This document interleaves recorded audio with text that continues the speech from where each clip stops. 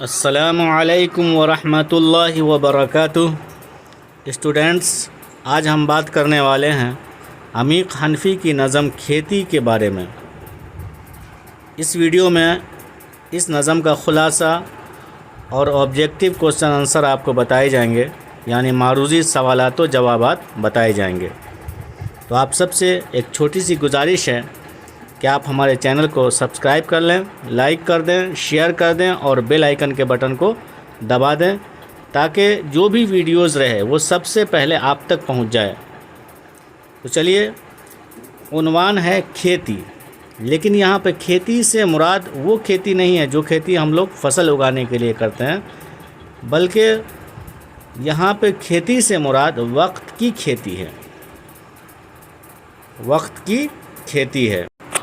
شاعر نے وقت کی اہمیت کو بتانے کی کوشش کی ہے کہ انسان کی زندگی وقت ہی سے چلتی ہے۔ جیسا کہ عربی کا ایک مقولہ ہے کہ الوقت هو الحیات فلا تقتلوه، کہ وقت ہی زندگی ہے، اسے برباد مت کرو، قتل مت کرو، یعنی برباد مت کرو۔ اور شاعر نے کہا ہے کہ صبح ہوتی ہے شام ہوتی ہے، صبح ہوتی ہے شام ہوتی ہے، عمر یوں ہی تمام ہوتی ہے۔ تو یہ صبح شام کا آنا یہ وقت ہی تو ہے جو گزرتا رہتا ہے، اور ایک دن انسان کی زندگی کیا ہوتی ہے، مکمل ہو جاتی ہے۔ تو شاعر بھی اس کے اندر وقت کی نزاکت کو، وقت کی اہمیت کو اور وقت کے تقاضے کو سمجھایا ہے۔ یہ واضح کر دیتے ہیں کہ ہماری قوت و حیثیت، روز و شب، محبت و نفرت وغیرہ وقت کے کیا ہیں، لقمے ہیں، اور یہی وقت ہماری حد ہے۔ انسان کی حد کیا ہے؟ وقت ہی ہے۔ جب وقت گزر جاتا ہے انسان کی حد مکمل ہو جاتی ہے۔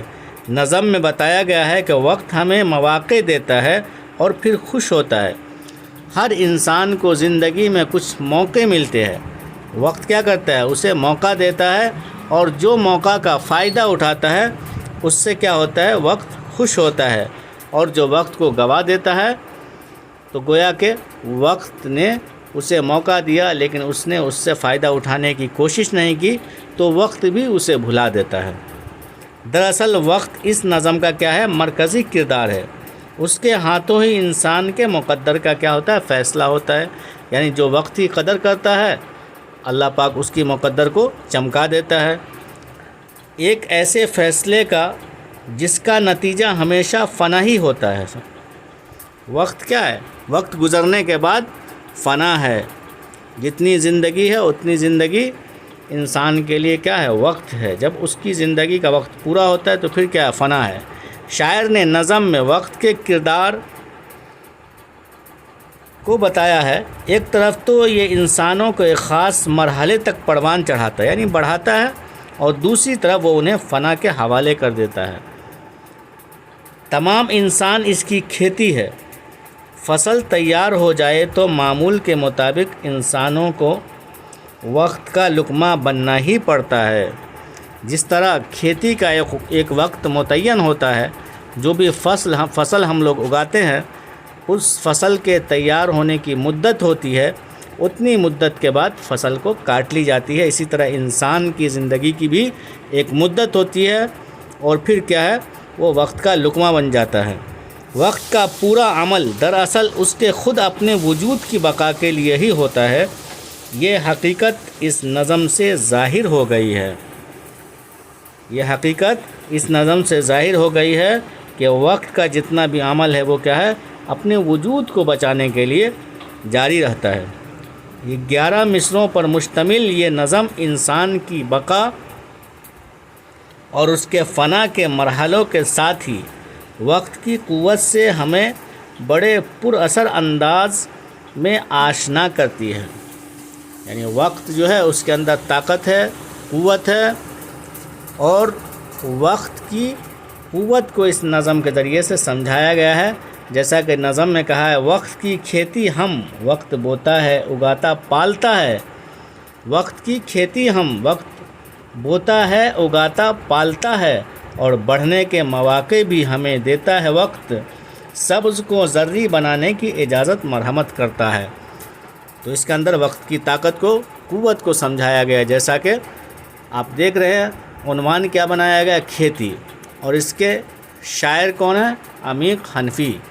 آبجیکٹیو کوسچن آنسر ہے، یعنی معروضی سوالات و جوابات ہیں۔ تو آپ کے سامنے آبجیکٹیو کوسچن آنسر آ رہے ہیں۔ دیکھتے ہیں پہلا کوسچن کیا ہے۔ سوال، عمیق حنفی کی پیدائش کب ہوئی؟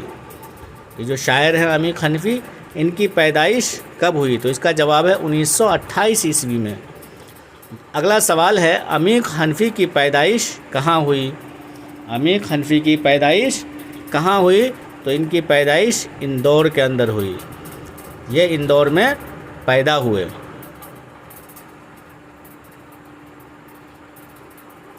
اگلا سوال ہے، عمیق حنفی کا اصل نام کیا ہے؟ عمیق حنفی کا اصل نام کیا ہے؟ تو اس کا جواب ہے عبدالعزیز حنفی، عبدالعزیز حنفی۔ اگلا سوال ہے، عمیق حنفی کا پہلا مجموعہ کلام کون سا ہے؟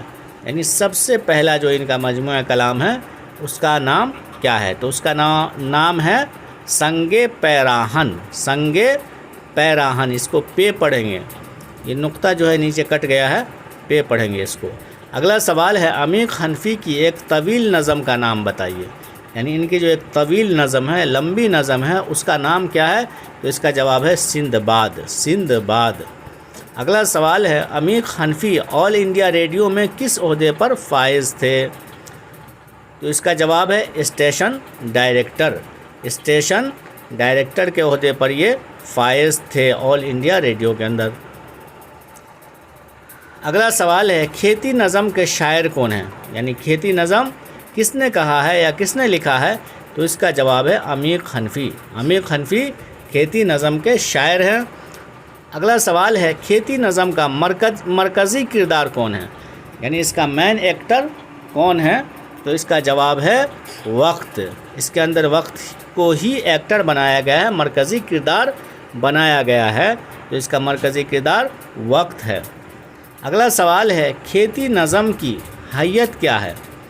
تو کھیتی نظم کیسی نظم ہے؟ پابند نظم ہے، معرہ نظم ہے، کون سی نظم ہے؟ تو یہ آزاد نظم ہے۔ کھیتی نظم کون سی نظم ہے؟ آزاد۔